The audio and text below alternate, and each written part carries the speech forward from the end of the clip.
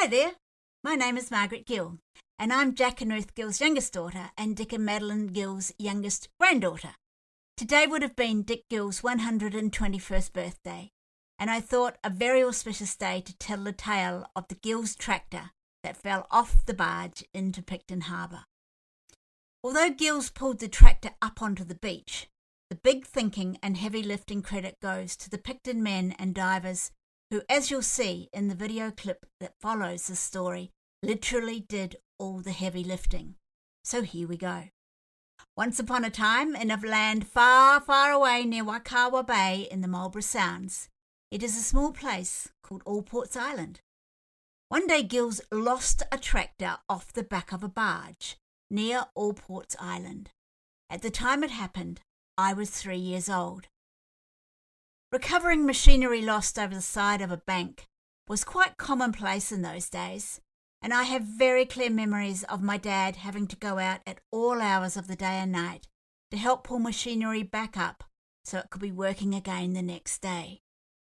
However, when a tractor falls into 160 feet of water, that becomes a little harder. Although it seems with the genius of several well-known faces from around the Marlborough region, it did indeed become not only possible, but done. What follows came after I posted a clip called "The Tractor That Didn't Fall Off the Barge." Having heard the sinking tractor story 1,000 times as a child, as too much whiskies was consumed and the story of the tractor that fell off the barge was told many times, as the years went on, I came to believe it must have just been that, a story. Imagine my delight when a gentleman by the name of John Gander sent me a random email after his wife spotted the tractor that didn't fall off the barge story on the Old Marlborough The Way We Were Facebook page. He introduced himself as one of the divers who helped get the tractor to the surface and offered photos and a story. I couldn't believe the legend was about to be confirmed as true. What follows is that story, and then the photos and further description from the salvage. You need to hear the story for the photos to make sense. So grab your favourite beverage and let's all find out the truth of the tractor that fell off the back of a barge in Picton Harbour, taken directly from what John Gander sent me. The only changes I've made to the story was a couple of commas and full stops to make the story scan a little better.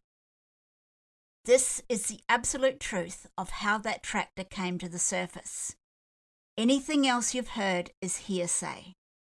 John was there throughout the whole salvage, so this is the absolute truth of the tractor that fell off the back of the barge's journey back into service. Here's what he wrote to me.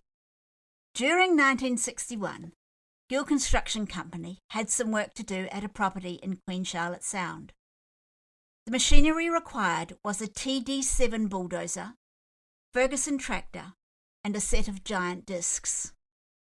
They were loaded onto a barge at Picton for the sea voyage, not an uncommon thing in the Sounds. However, on this occasion, the barge took on water and began to list and tipped the load into 160 feet of water off Allports Island. An initial survey of the situation to recover the machinery was made, and it was deemed difficult and impractical. However, a Picton engineer, Jock Thompson, was the man of many ideas, and Jock approached Bob Thine, Bryce McEwen, and myself, John Gander, as divers. He told us of his plan and asked if we would give it a go. Jock had close association with Bill Kenny of Red Funnel Launches, and Bill had a lot of gear, including a barge, that would be necessary to lift a heavy load from the sea bottom. Before an attempt could begin, the machines had to be located accurately. However, in that depth of water, it was not possible to dive and look about an extended area with bottom time being very limited. However, a Picton fisherman, Arthur Aldridge, had recently installed the latest Furuno depth sounder on his vessel, and it was state-of-the-art at the time. Arthur was a very experienced and patient man, and he knew how to read the graph produced by the sounder, and after several days he pinpointed a position. This was an achievement. A bulldozer buried to halfway up its tracks was not a big target at the depth, and the position was marked by a steel drum with flag attached. There was not a lot of Cook Strait ferry traffic with an accompanying wash to contend with. It was before the busier schedule of the newer fleet. After a couple of dives, we found the bulldozer with the tractor and discs not far away. Underwater visibility was poor, as was the light. Care was needed not to stir up the sediment. Back to the surface, and a plan of action was agreed. We were using the then latest US Navy dive tables as a guide for dive times. This was in the days before dive tank contents gauges, as steel dive tanks were 72 cubic feet capacity. I used a twin set of 40s, and all tanks were fitted with J valves. J valves restricted available air at about 500 psi, and by opening the valve with a pull rod at the side of the tank, the remaining air is available and is assigned to be heading to the surface. During the lifting operation, we also needed a means of communication. Bob and Bryce were both aircraft engineers at Safe Air, built a signalling device. It was a loud battery-powered horn at the end of a cable. The signal was 1, stop, 2, up, 3, down, and this proved to work well. On the barge, Jock and Bill had installed a heavy lift winch.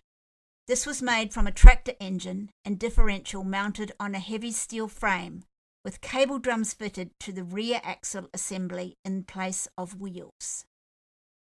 Our job was to attach the wire lifting cables. This wasn't a quick job, in the very restricted underwater visibility, and it was cold. I do remember Jock getting quite upset because we lost an 18-inch crescent spanner and didn't or couldn't recover it. It took quite a number of dives over a few days before lifting got underway. The first lift was the bulldozer, and this was done with the winch in conjunction with the rising tides, and the load was slowly headed for Waikawa and left in shallow water at high tide in the far southwestern end of the bay.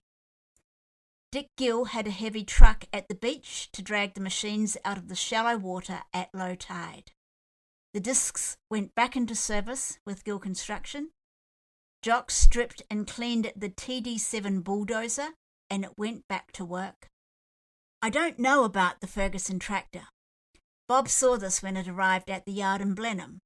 It was in a sorry state with the alloy parts like the carburetor disintegrated.